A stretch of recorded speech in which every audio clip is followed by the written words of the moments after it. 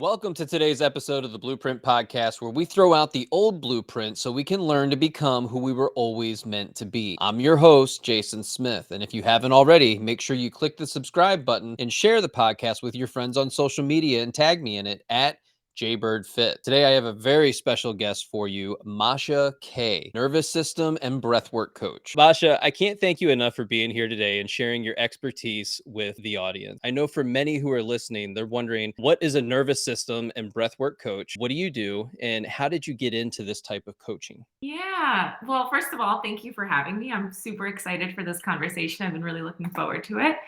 But yeah, that's a great question because you're right. Nervous system breathwork coach gives pretty much nothing away.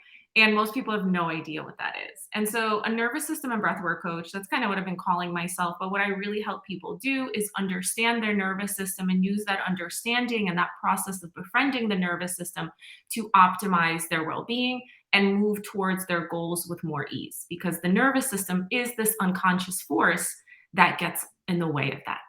Right. And so, I love working with the nervous system, educating people on the nervous system. And I also incorporate breath work as one of the many tools that we could use to regulate the nervous system because the breath is this lever into the autonomic nervous system. And so that's what I do. And how I got into it is a little bit less linear. To be honest, this is not where my background was. This isn't what I went to college for. I was in finance, I was in actuarial science, so a very different way of life. Like the cliche overachiever, straight A's, go into finance, living in New York. So that was my life. And at around 25, 26, I had a little bit of a quarter life crisis, spiritual awakening, quarter life crisis, whatever you want to call it. And at that point, I realized, I'm like, I don't know whose life I'm living. I'm good at this. I get a lot of praise and validation from this, but this isn't who I am. This isn't fulfilling. Life is feeling empty. I'm getting more and more. I'm achieving more and more. My life looks really impressive on the outside, but I'm feeling worse and worse. And so it was this kind of awakening of who am I? What am I doing? Why do I feel this way if everything looks so great? That got me on my own journey to healing. And it really started more with the physical, right? Of like, okay, I don't know what else to do. This is my job. It is what it is. But maybe I could work on my physical health a little bit, get a little bit more energy, feel a little bit better because I was just feeling bad all around. And so that's kind of where I started. And when you start looking into your physical health, if you really start diving in, you very quickly come upon weight. There's a mental component to it, right? So you start kind of searching into that and working a little bit on that. And then you come upon the emotional component, right? And so really that kind of quarter life crisis led me to a journey of healing and kind of figuring out who am I and what am I here to do and why am I struggling so much even though things look so great on the outside. And so as I was going through that journey and realizing the career path I'm in looks good but is incredibly unfulfilling and just wrong for me, I started considering like maybe helping others is something I'd be interested in. And it started to click as years went on, and the journey was many years. I realized, I've actually been tutoring children since I was 15. And I've always kind of had a curiosity in teaching and learning. And so over time, I decided, okay, maybe I'll help people with their well being. And so I got certified as a holistic health coach, honestly, just for myself as I was in my healing journey, and then considered, okay, maybe this is something I could do for others. And through that process, I decided, I'm going to quit my job and start working for myself.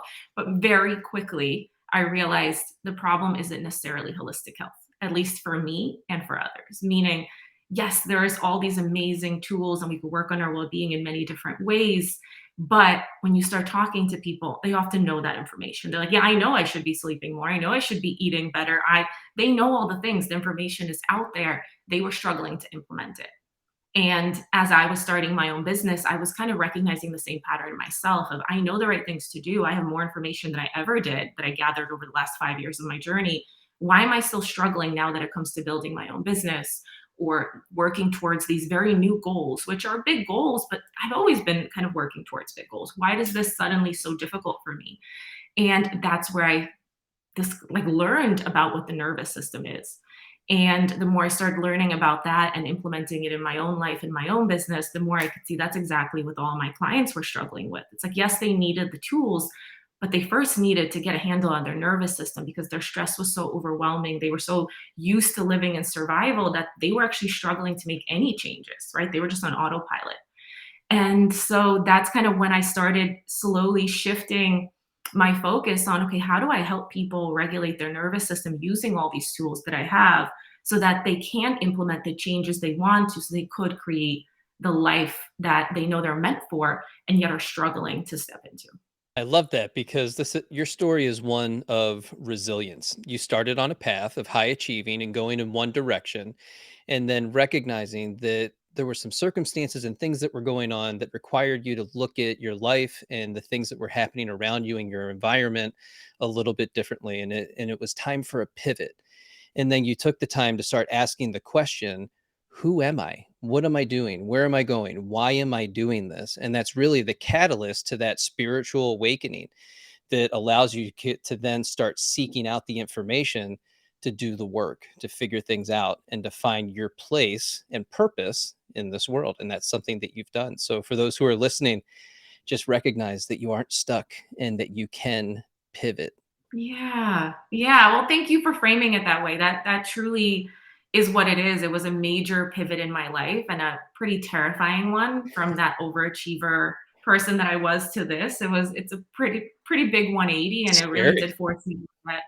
Yeah, it really is. Yeah. And it did. It forced me, you're right, to look at all areas of my life. Truly from my health to my relationships, to my friendships, my partnership, to my career, all of it had to be looked at and really questioned. One of the common questions that comes up is, how do I know when I'm living in survival mode? What are the signs, the feelings, the emotions, or the lack of emotion? What does that look like? That's a really great question. And, it's a little bit of a nuanced question, definitely something we could explore here. But for me, like maybe I'll start there. For me, it was realizing I was living in autopilot. Right. And here's the thing with talking about living in survival. I think people often think the very extreme forms of living in survival, like overwhelming anxiety, panic attacks, right? That is absolutely living in survival. But if I'm being honest, that's not how it looked for me. It was a very low level anxiety that I didn't even recognize as anxiety because I felt it my whole life and I was really high functioning in that anxiety. So I'm like, this is normal, right? Or there was right there's it's a lot of small things that didn't even seem like a problem. So it's very hard to tell when you're living in survival if you've been there your whole life. Now looking back, I could tell it was a lot of living in autopilot. It was a lot of doing things from a place of fear, doing things from a place of trying to avoid shame, trying to avoid rejections, always running from something, right? And so living in survival could look like a couple of different things for people, right? And it really depends on where your nervous system is at because we don't just have one state of survival, we have two states of survival. And even within those two states of survival, there are some nuances, right? And so for some people, survival can look a lot like anxiety, right? Constant fear, constant catastrophizing, hypervigilance, right? For others, it could look a little bit more like panic, anger, fear, like much more intense, similar to that fight or flight, but a little bit more fight, right? So that's kind of like one state of survival we could be in. We call it sympathetic. It is our fight or flight response. And now what that could look like is there's mental, physical, and emotional kind of signs of that. So mentally, it could look like a lot of fear, a lot of hypervigilance, a lot of anxiety, a lot of what ifs, kind of jumping to the past and to the future. But there's also going to be physical symptoms that I think people don't often connect, which it could be a lot of gut issues, autoimmune issues, right? It's going to impact your body because the nervous system is our mind body connection. So that's kind of one way you could know you're in survival. Constant hypervigilance, negativity, constantly thinking about the future or the past, feeling like you can't be in the present, feeling like you're just jumping to the next thing and kind of waking up every week or every month being like, whoa, where did time go? I don't know how I got here. And I don't really know why I'm doing this, but I have to keep going, right? I just need to keep going. Don't even question it. To me, that's that autopilot. But also, and you kind of mentioned this, living in survival could look a lot like feeling really shut down, feeling really disconnected from your emotions, not having any energy, a lot of procrastination, a lot of like what people quote unquote laziness.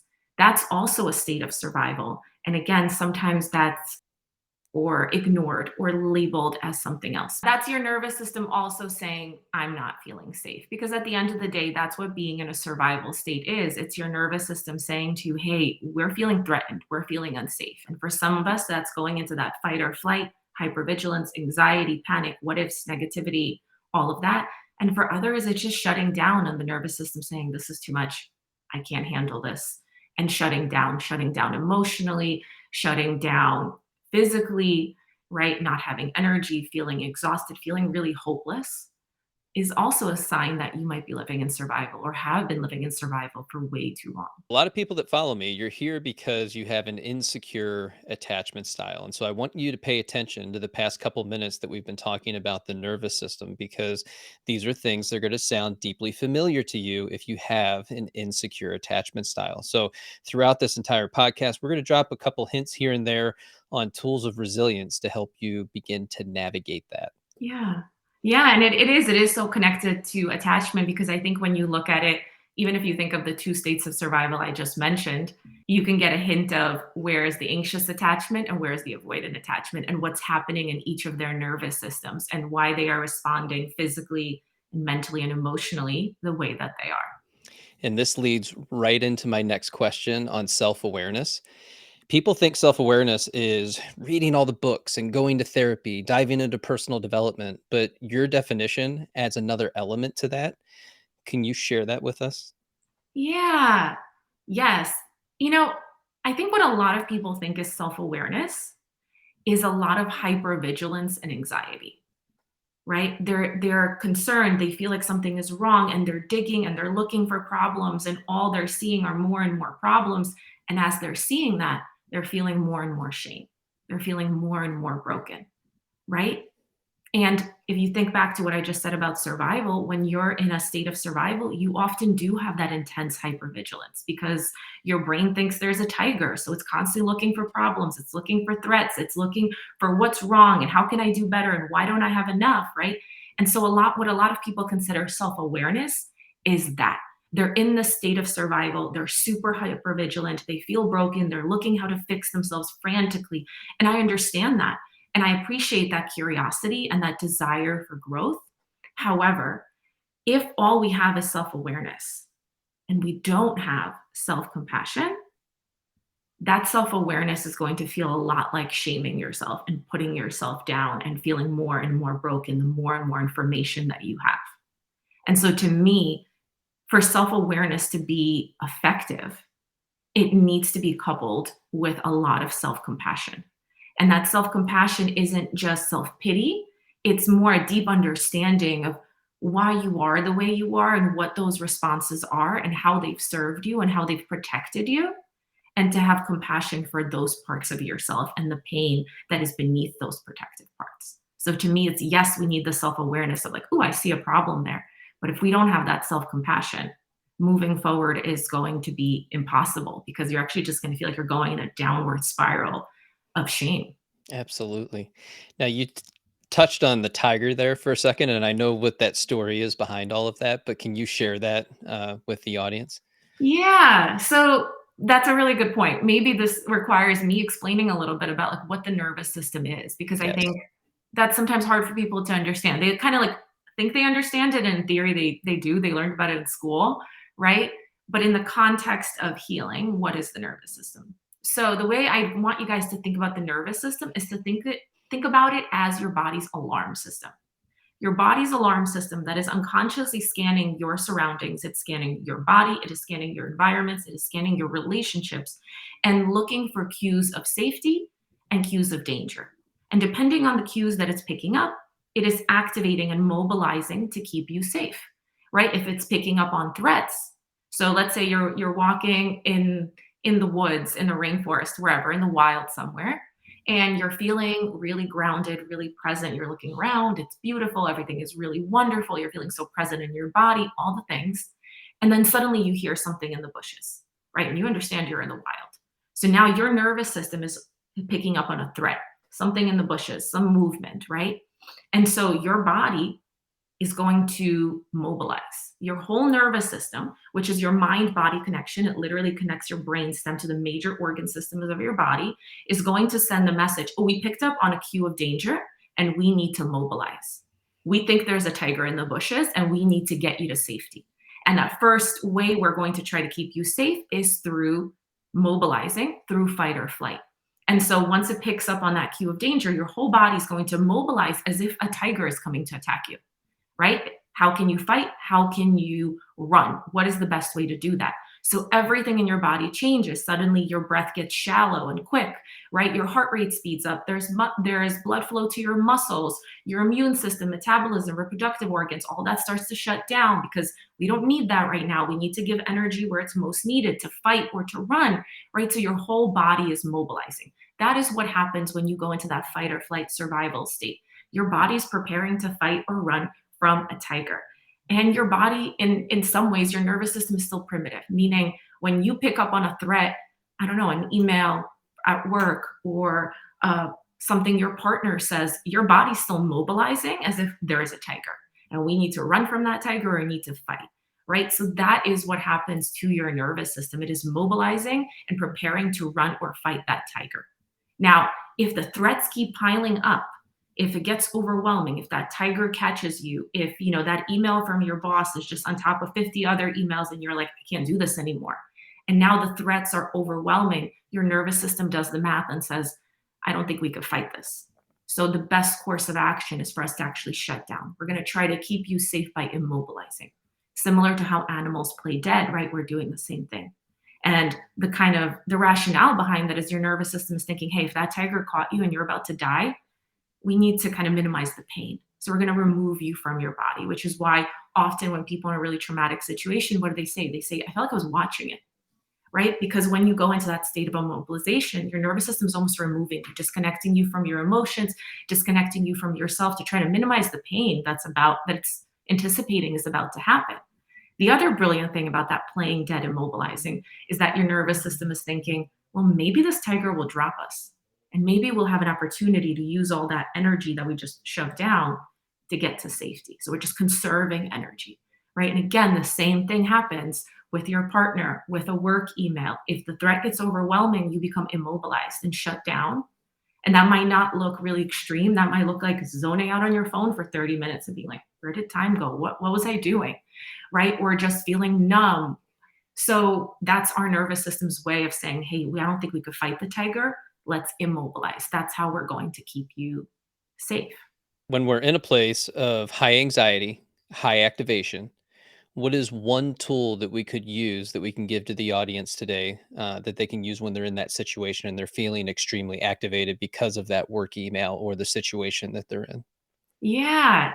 So the simplest way, I'm not going to give one specific tool. I'm going to give a little bit of rationale so they can customize that tool. So if we're thinking about that state of activation and mobilization, that sympathetic nervous system state, right? Your body is preparing to run or fight from a tiger and has too much energy. It's all this mobilizing energy and nothing to do with it. Because if you're not in the wild and it's your partner or an email, you're just trying to sit there, right? You're just trying to like shove it all down, but there's so much energy in your body. And so what we want to do is allow our bodies to move some of that mobilizing energy. Trying to sit still is probably one of the worst things you can do because imagine there actually was a tiger. Do you think you'd be able to like meditate at that point? No way. Your nervous system wouldn't let you. That would be silly. You would die, right? So the same thing is still happening. So when we have too much activation, what we actually want to do is help the body move some of that energy out. Make the body think you are in fact running or fighting that tiger. And so this could look like a lot of different things, but ultimately it looks like physically moving energy out of your body. You can be getting up, jumping, shaking. Think about it. Animals shake all the time to release stress from their bodies. It could look like dancing, going for a walk, but physically and intentionally trying to move some of that excess energy out of your body. So if that's anxiety, it's moving that energy out. If you're feeling almost maybe a little bit more, maybe you're feeling anger, rage, and you're just feeling that kind of boiling up, right? That might be moving it a little more intensely. It might be screaming into a pillow. It might be making sound. It might be punching a pillow, but like getting that energy out of your body because your body thinks you're about to fight a tiger. And if you don't let that energy out, it might come out in ways that you don't love, like on your partner or an outburst at work or something else. The energy needs to move. It's going to get out one way or another. It's better if we can intentionally let it out physically than trying to keep it in, try to meditate or do those calming things instead. Does that make sense? It absolutely does. And I think that's why a lot of people feel like they fail at meditation because they're trying to do it at a time where there's so much activation happening within the body. And you can't get to that place of being able to settle down your physiology enough to get into that place of meditation. So then they just give up on it as a tool completely, which is unfortunate. Exactly, exactly, which to me is why it's so important to understand these different states and then get really good at pinpointing exactly which state you're in so that you can use your tools appropriately and effectively. Because all these tools we learn, from mindset tools to meditation, they're awesome when used appropriately. It's like using a tool in your toolbox. You know what I mean? You need to know the appropriate time to use that tool. Otherwise, you're going to think it doesn't work. Absolutely. And consistently. Breath work is one of those tools. You can't just use it, you know, for some things you can. Andrew Huberman puts this out often, and it's the physiological sigh. So Love it. if you're in a place where you can't escape and you can't move and you have to sit at your desk and you're unable to go anywhere else, you can just take a quick inhale in through the nose, and then at the very top you take a second inhale very quickly so it looks like this. And then immediately out through the mouth. The exhale is obviously longer than the inhale, and that allows you to move from your sympathetic into your parasympathetic. Do it 3 to 5 times while you're in a seated and safe position, and you'll start to notice you calm down after that.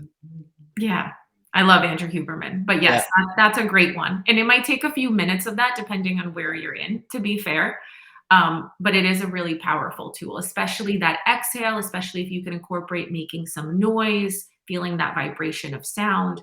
It is very, very powerful, but it is about getting the energy out of your body and taking time to do that. And you're right, it's a practice. And I think a lot of people think, oh, I just jumped up and down for 15 seconds. It's not working. It's like, no, no, it might take 5 to 10 minutes, Right. but you need to help your body move that energy out. And you need to be practicing that not just when you're in the thick of it.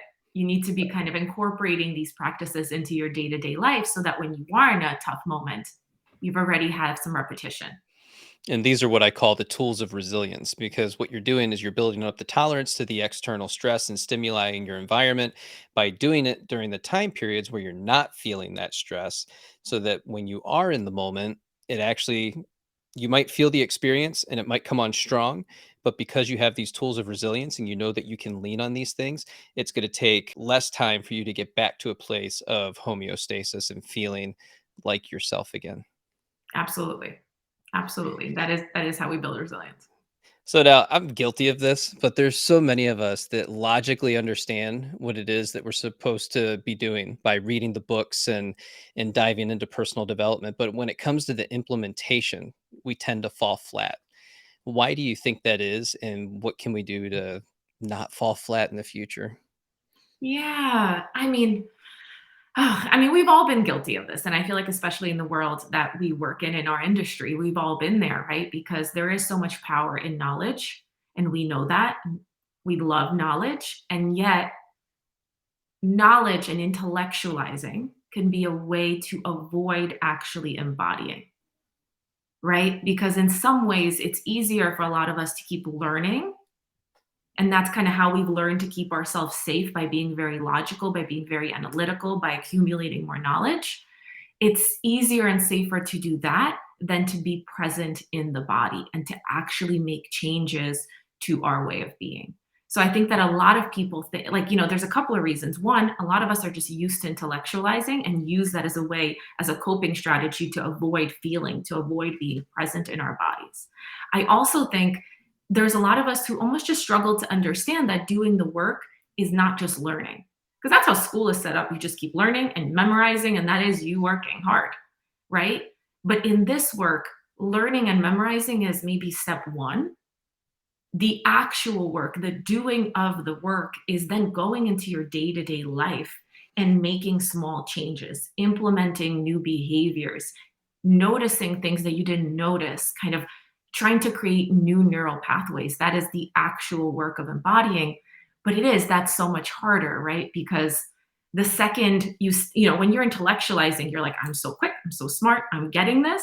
But then when you go into your life and you get triggered and it's not logical, and you're like, wait, why did I get triggered even though I knew I shouldn't have? And now you start shaming yourself. And it's so much harder at that point to be like, wait, what do I do? How do I regulate? Than to just go back to learning. And so to me, that the nervous system is really the missing link between intellectualizing and embodying. Because once we start to make that move and to start doing the work and to start showing up a little differently, reacting differently with our partners, or making different career changes, or whatever it may be, right? Our nervous system is going to get activated because our nervous system hates change. It hates change. It hates it when you try to grow. To your nervous system, that's actually a major threat, because to the nervous system, any change is a threat.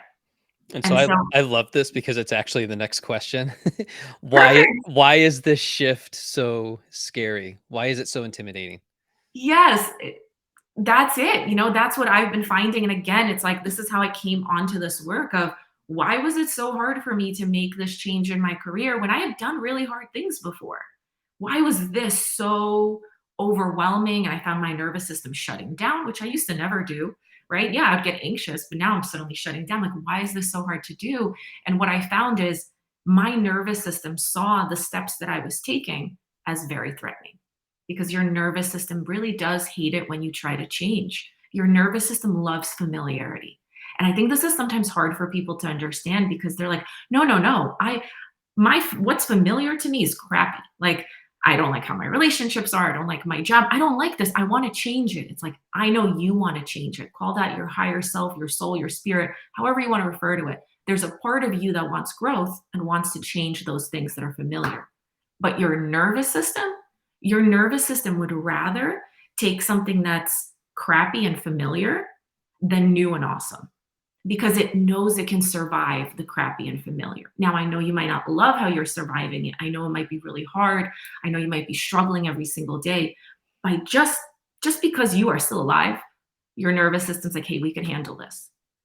That it's the devil, and so your nervous system doesn't like change. It wants the familiar. And so when we start stepping out and doing the work, right, like, now you learned all this information, you're like, I have to show up differently with my partner, I'm going to handle my anxiety different, I'm going to change my career, and you start taking those steps, your nervous system comes in trying to pull you back, because it's like, whoa, whoa, whoa, you're moving away from the familiar, and the familiar is where I know I could survive. What are you doing? And so all these coping mechanisms are going to come up that you don't like about yourself, probably, in an attempt to stop you, not an attempt to self sabotage, because I hate that word, in an attempt to self protect. And so that's why making that leap from intellectualizing to embodying is so hard, because your nervous system is going to try to self protect every step of the way. And if you don't know what to do with that, it's so easy to interpret that as, I'm broken, this is impossible, my goal is too big, right? In all these ways that have something to do, like something being wrong with you or something being impossible for you, when in reality, it's your nervous system working exactly as it was designed. It's so tough. You're conditioned at a young age to be exactly who you are in this moment, and Yeah. your reactions to everything in your environment. So when you make that shift, when you make that change, it's so new that your body it's visceral. It just sees it as this massive threat. Even though logically you're like, "Oh no, this is where we need to go." Your body's saying, "No, please stop. This doesn't feel good." Yes, exactly. And it's that internal battle that I think people get really confused by and see as, something's wrong. Is Yeah. everyone experiencing this? And I think people don't realize that everyone does experience that. When you start stepping into growth, there's going to be a part of you that desperately wants to grow and knows it's the right thing and has all the tools. And there's going to be another part of you that is going to be fighting it and trying to stay exactly the same. And that's not a bad thing. So we keep hearing shame in the midst of all of this. And Mhm. I think it's so important to at least touch on it a little bit more Mhm. as to why we tend to lean towards shame when we're having these types of experiences. That's a really good question. I mean, I think a big part of it is shame is an attempt to change our behavior. right? Like when we're starting to make steps forward and something comes up, something isn't working, shame kind of comes in as an attempt to pull us back of like, are you sure you should be doing this? Right? I think another piece of it is a lot of times shame is associated with that second survival state that I mentioned, right? So the survival state of, we call it dorsal, which is where you try to stay safe through immobilization. And so shame is the emotion that often comes up when we're in that state. We start to feel really shut down, right? And so often I think people are like, I need to just deal with the emotion that's coming up or the story that's coming up. Like there's a story of shame and I need to change that story of shame. But really, the story often follows the state of our nervous system. And so if we're in that state of shutdown, of immobilization, our nervous system is doing the math and it's like, this isn't going to work out. We can't handle this threat, right? Our story is going to follow. And the story is often going to be one of hopelessness, of disempowerment, of I can't do this. And that's where those emotions of shame start to come up, right? So I guess that's to say that there's so many layers with that shame. A part of it is your nervous system state. A part of it is your childhood wounds and the traumas and the experiences that have happened to you in the past, and those wounds surfacing when you're triggered. And a part of it is certain emotions we have are they come up as a way of trying to kind of pull us back. Like guilt is a great example of that, right? Guilt often comes up when we're doing something that maybe we're not used to doing. And so guilt is trying to stop us from doing that thing. Like if you're a people pleaser, right? You'll often when you start setting boundaries, you feel a lot of guilt. Why? Guilt is an emotion that's trying to, no, don't do that. That might put us in danger because when we were children, that was dangerous. People pleasing. It's so Right? rough. Yeah. It's a tough one. No, it is. And there's just so many people in my comment section that relate to the people pleasing portion of their attachment style. So to bring this back around, Yeah. a common mindset amongst those who are diving into attachment styles is this belief that other people need to change first in order for my life to be better. Yeah. How do we get around that? That's a good question. Oh, that's one of those beliefs that I feel like whenever you start this work, like you found, like I've been there. I've been there. I feel like when you first come upon this, you're like, I learned all the things. I Yeah, learned if everything else changed around me, my life would be perfect. exactly. Exactly. And like I think attachment sometimes I love attachment, but sometimes it could be used incorrectly because it could be like, oh, well, I so clearly see what's wrong with my partner and everyone I'm dating and my parents and their attachment. And if they changed their attachment, I would feel better. Yes. Right? And to some degree, I understand that fantasy or that desire, right? Like, wouldn't that be nice if everyone was more regulated? That would make our lives drastically better. And yet, it always has to start with ourselves because that's the only portion of it we can control. To focus on other people changing and them getting better is to disempower ourselves, right? It's to put us at their mercy of waiting for them to change and step up and to not take responsibility for what's really happening, which is your component of it. I think like a key component of healing and doing the work, maybe like one of the first steps, once you've kind of done the intellectual and the learning, is committing to taking 100% responsibility for your life. And 100% is not more than 100%, right? Meaning that's not allowing people to take advantage of us. That's not holding people accountable. That's not setting boundaries. It's I will take 100% responsibility for what's mine, even if the people around me are not taking responsibility for what's theirs. So I will always be asking, how am I contributing to this? And what can I do to stay empowered in this situation? Right.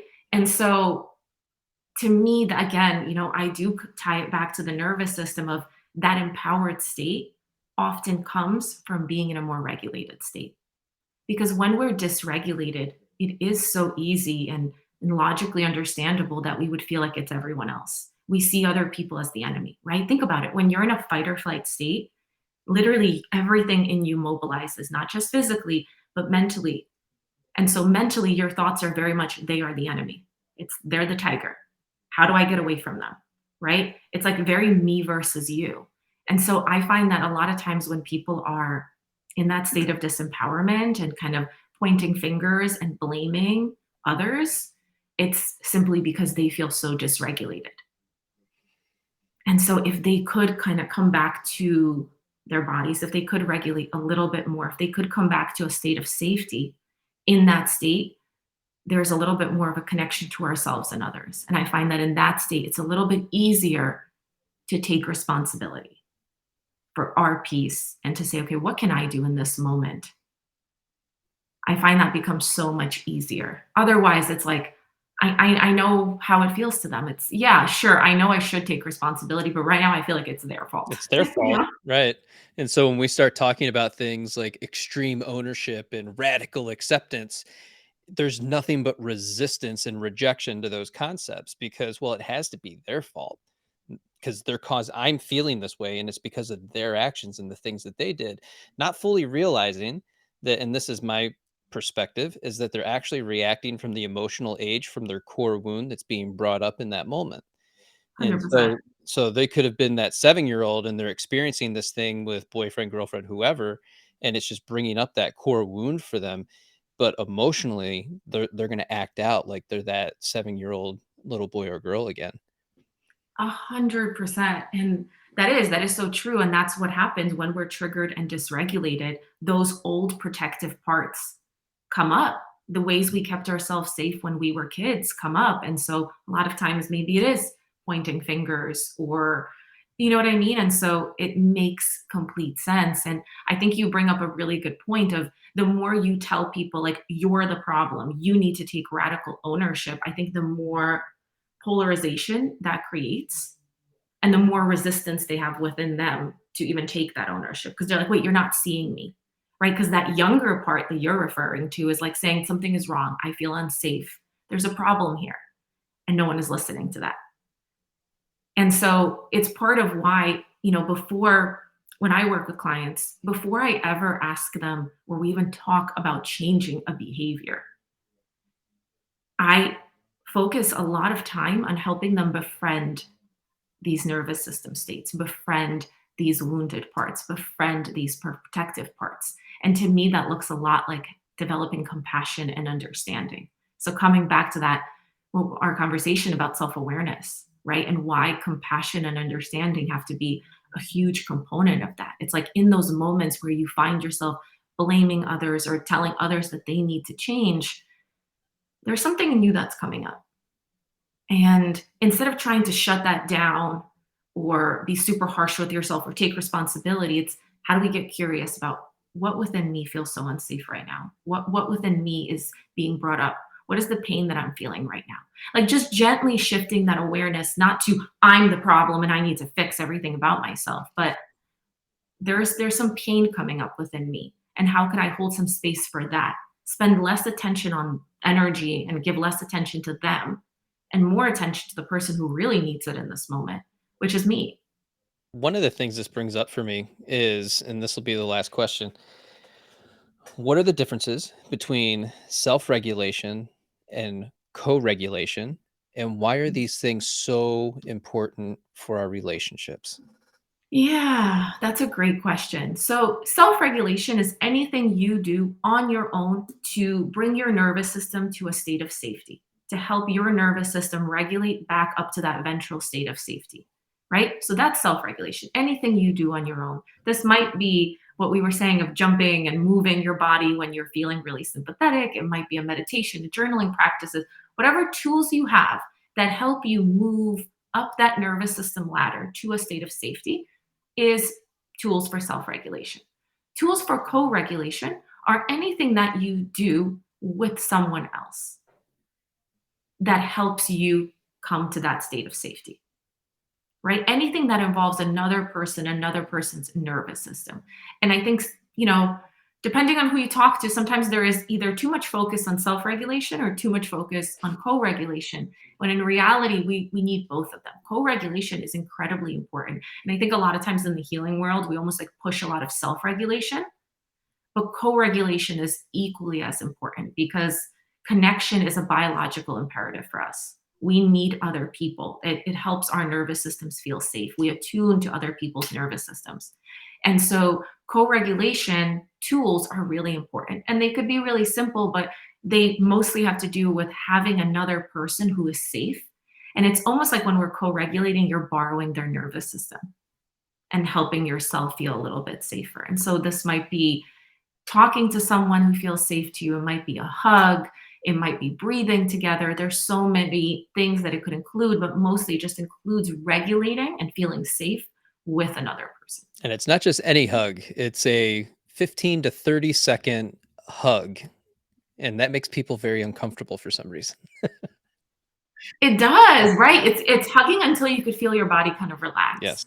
You know, because at first when you go into hug, you're still stiff. Your nervous system is still like, Yeah, it's like butt out, oh, and it's like, no, yeah. you wanna wrap yourselves up, you're in that embrace, it's 15 to 30 seconds. When you feel your shoulders drop, then you've hit that place Mm, of feeling pretty good in that moment and feeling connected. yeah. And you're absolutely right. And I think the key component there is making sure you're doing that with a safe person. Yes, absolutely. No, I was just gonna say, it's you were saying like sometimes that could feel really uncomfortable, and for a lot of us, co-regulation could feel really unsafe, right? Yes, I can totally see that. Masha, thank you for being here today. I'm so happy you were able to bring all this to my audience. What is a great way for them to be able to reach out to you? I know you do coaching as well, so I would love for everyone to get the opportunity to experience that. Yeah, it was so wonderful being here. And yeah, if anyone's curious, you guys could find me on Instagram. Probably the best way to find me on Instagram, I am Masha Kay, Mashakay. You could totally check me out there, check out my work. I'm also on TikTok at Coach Masha Kay, same spelling. And if you're ever interested in working with me or just curious about the nervous system, curious about diving a little deeper into what we spoke about, understanding, are you living in survival, how is that impacting your goals right now, you could book a nervous system audit with me. So it's a 50-minute session where we dive into what's happening in your nervous system, how is it impacting your goals, how is it impacting your life, and what are the opportunities for growth there. And so if you're interested in that, we will have a link, and if you use the code Jason, you can get $75 off. And so check that out if you're curious about the nervous system. That's awesome. Thanks for doing that. Of course. All right. Well, thank you very much.